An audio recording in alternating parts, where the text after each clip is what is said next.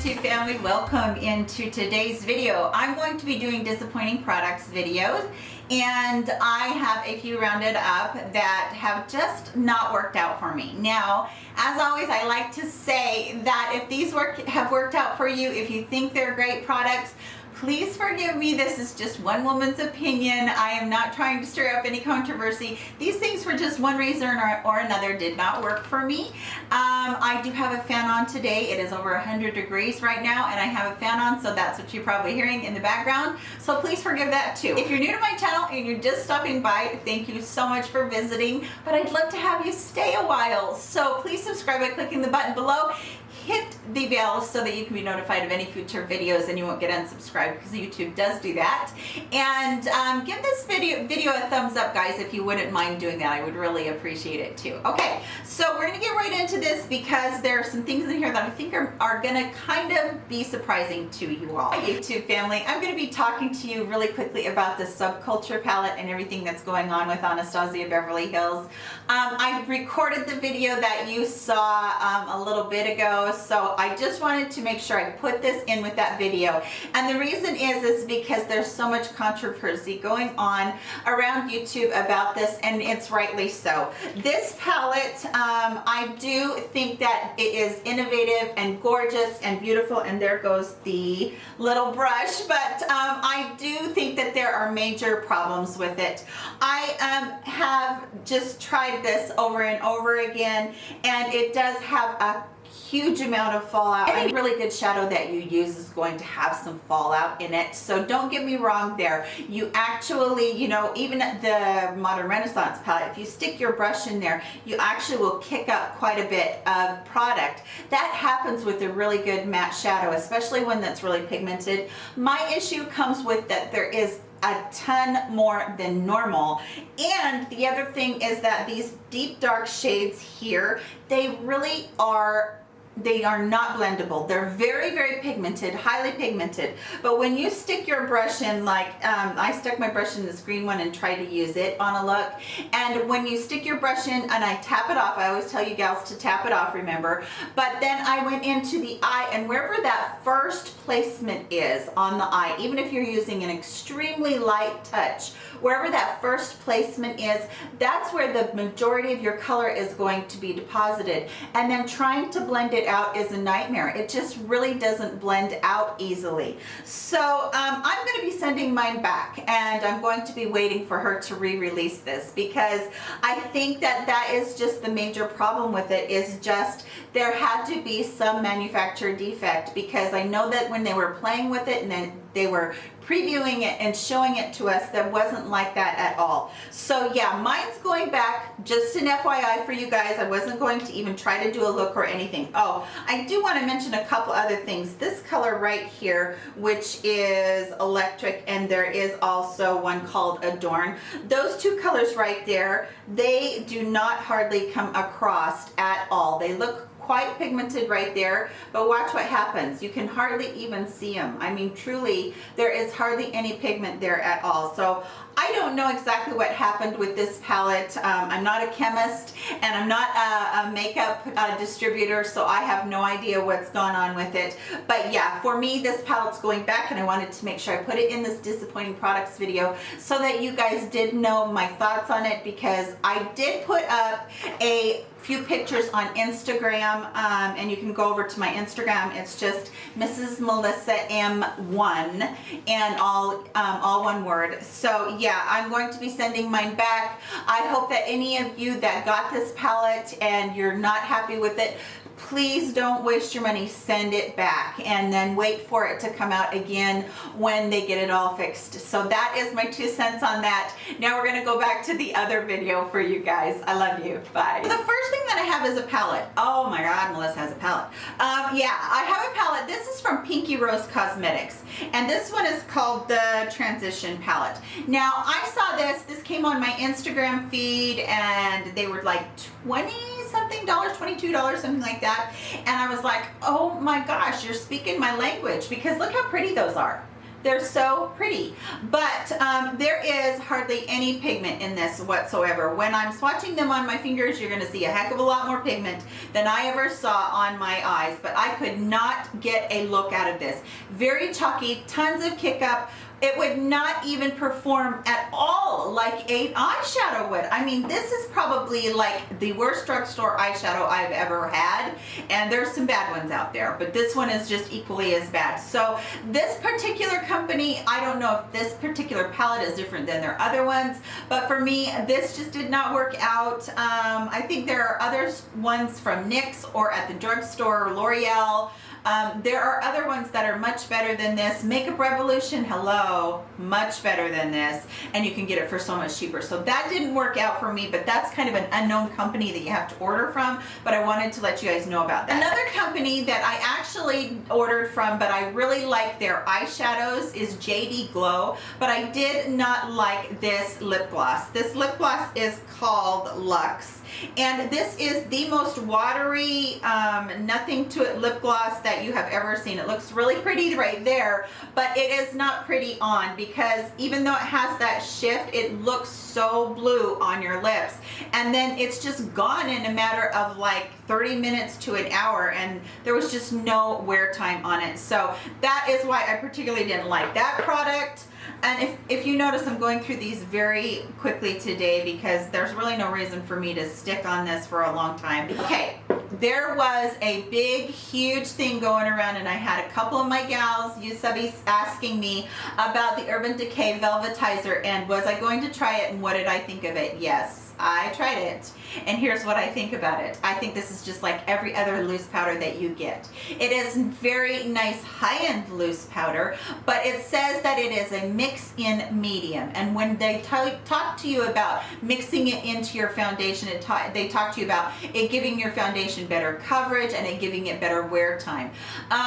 For me, this did not work at all. I used it on an extremely thin foundation, and what happened to me, and I tried really hard, it says use a dime size, that's how much I used, and I did it all over my face, and what it did for me is through the day I started to feel like my makeup felt really heavy, and I'm like, well, this doesn't feel normal, because that doesn't normally happen to me. And I happened to get my nose to itch, and so I itched my nose like this, and all this makeup pilled up all over here, so it made my makeup pill like crazy. By the end of the day, it was just like coming out. I don't like this stuff. I don't like it at all. Now, as a powder, it is extremely finely milled. I'm sticking my finger into it, and you can barely even tell. Super, super, super finely milled powder, and it would have to be to mix into a foundation. But as far as I'm concerned, the Laura Mercier is a little bit better than this. This dried me out when I tried to put it on my under eyes. It did a great job of blurring everything else, but trying to put it on my under eyes, it did dry me out, and I will reach for my Laura Mercier every time. So this one was a no, I'm not in love with you type one. Another one, and this one, like, I can't even believe I'm really even saying this, but here's the thing. This is the IT Bye Bye Pores Illumination pressed powder. I absolutely love the Bye Bye Pores original. I have it. I use it all the time. It's one of my holy grails. I absolutely love it. This one feels gritty to the touch, first of all. I don't like that about it. And you can see how it looks like it might be illuminating right there. But when I put this on my skin and just shear it out, there wasn't any illuminating there. There was like a little tiny bit, but I'm using it with a brush, which shears it out even more than what I would do on a finger swatch.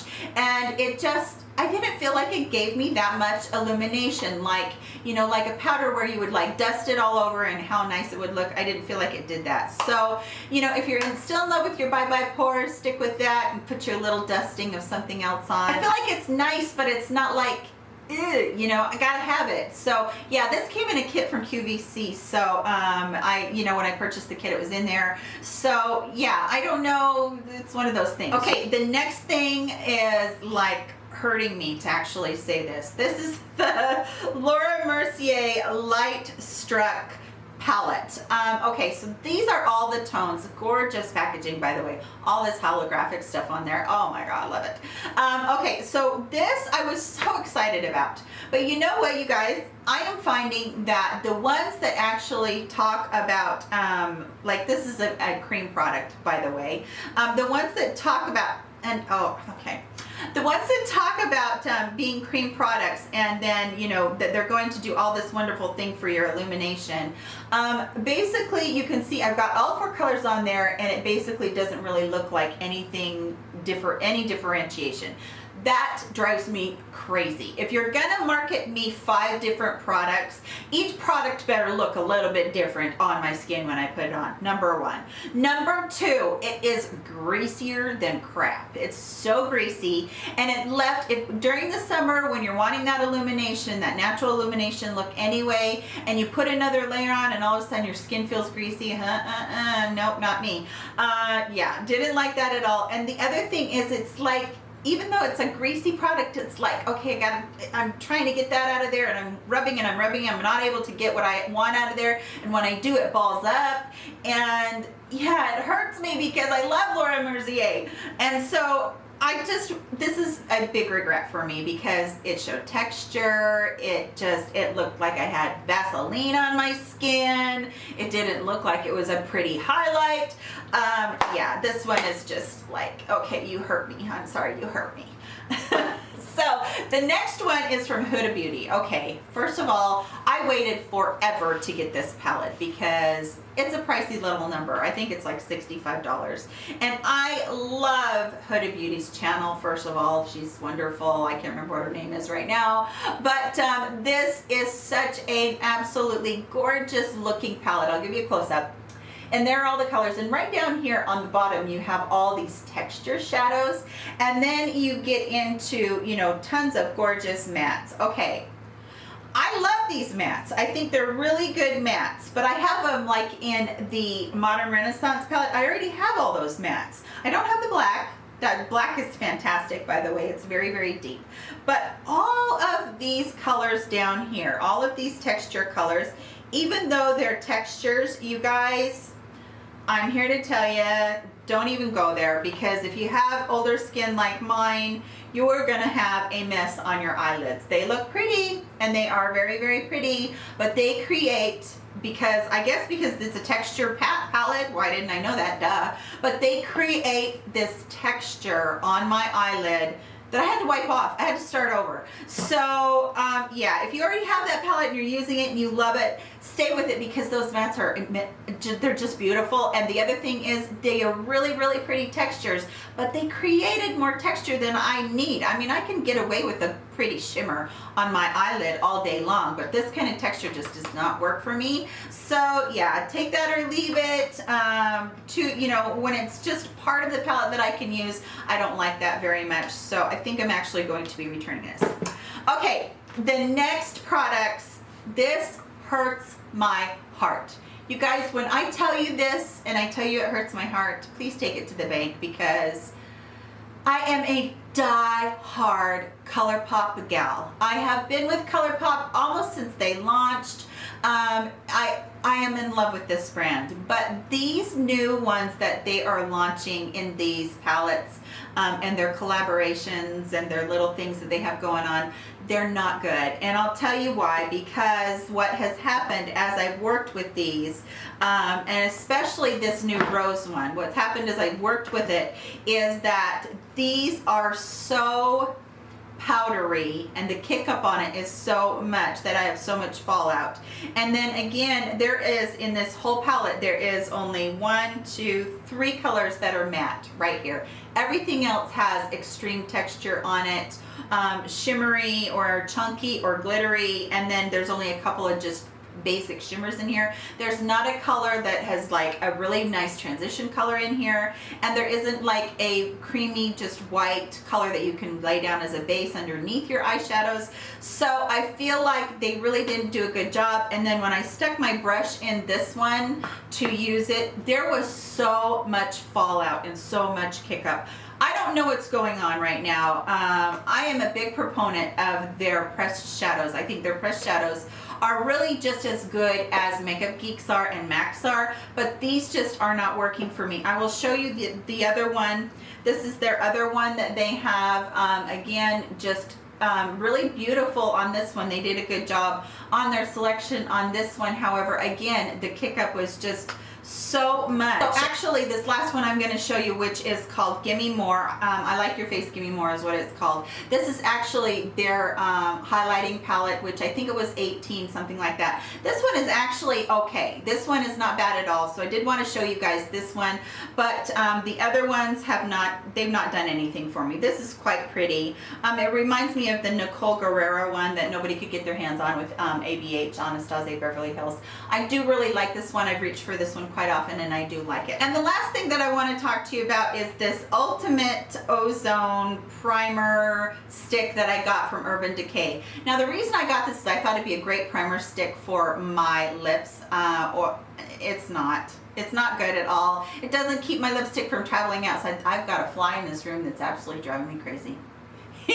He's like Speedy Gonzales going around this room. Okay, so this is the last one. It did not make my lipstick last longer. I tried it as even an eyeshadow primer. It didn't do good as that. It creased as that. So I feel like this is a little bit of a redundant product. It was quite a low pricing number. I don't remember how much it is. I'll try to throw it up. But I don't remember how much it is. But for me, I would pass on this one. Most definitely, it's not something that I would get. So yeah, that's it for my disappointing products. Please don't hate me if you have these and you love them, because some of them, you know, like I said, it just works for other people and it might not work for me. That's all it is. So one woman's opinion, that's it. That's everything for today's video. Please give this video a thumbs up if you do like disappointing products video. And I know so many of you do, because you like to know what's out there that's coming around that really just isn't going to work for you. So that's everything. I love you so much, and I will see you in my very next video. Bye, you guys.